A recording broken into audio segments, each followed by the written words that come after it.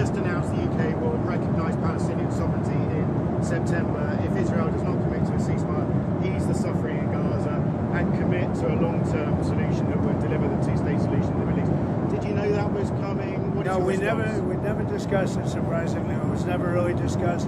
Maybe a little bit at the news conference, but he was sort of discussing it with you. We never did discuss it, and we have no view on that. We're going to get a lot of money to the area so they can get some food. He's going to also.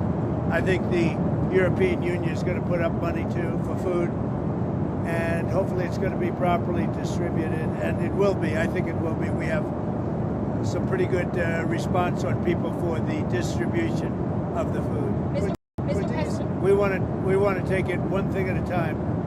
They need food, and they need people to be able to get them the food. But to follow up on that, I mean, is there any use at all in pressuring Israel now to come to some sort of longer-term solution? Well, you could make the case that you're rewarding people, that you're rewarding Hamas if you do that, and I don't think they should be rewarded. So I'm not in that camp, to be honest. We'll let you know where we are in, but I am not in that camp. Mr. President, because if you do that, you really are rewarding Hamas, and I'm not about to do that. Mr. President, you mentioned setting up food centers. When can we expect to see those food centers? Yeah, very soon. So we sent $60 million. It's a lot of money for food, a lot of money that can take care of people for a long time. And we want to make sure it's being spent properly. And part of the spending is the distribution. If you know, a lot of money's been sent by other countries, but nothing compared to us. But a lot of things have been stolen. They send money, they send food, and Hamas steals it. So it's a tricky little game. But we're going to make sure we have some very good people. They're going to be watching it. Who is going to be running those food centers for you, and what kind of oversight? Well, we're going to be dealing with Israel, and we think they can do a good job of it.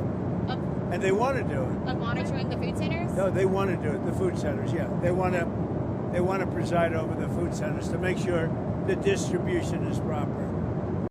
Speak to Prime Minister Netanyahu, and when will you speak to him? 2 days ago. How many? 2 days ago. When do you think? I said we sent money, and I want to make sure the money is spent wisely and is spent judiciously, and that food is distributed in a proper manner. And he wants to do that.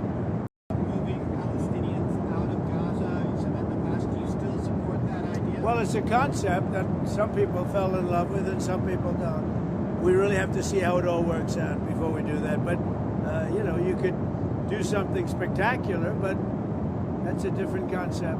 You could also probably do it if you left some. Some are leaving automatically, you know that. Some would like to leave. I think many would like to leave if they were given an alternative. They really have no alternative now.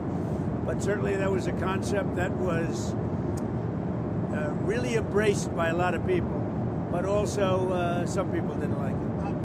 Prime Minister Starmer, he was kind of critical of Israel and said more pressure needed to be put on Israel to allow food to get in at speed. Do you feel that Israel is a good? I think Israel wants to do it. Actually, I think Israel wants to do that. They're going to want to, and I can tell you that they want to do it. They don't want Hamas stealing the money or stealing the food. And that's what they've been doing.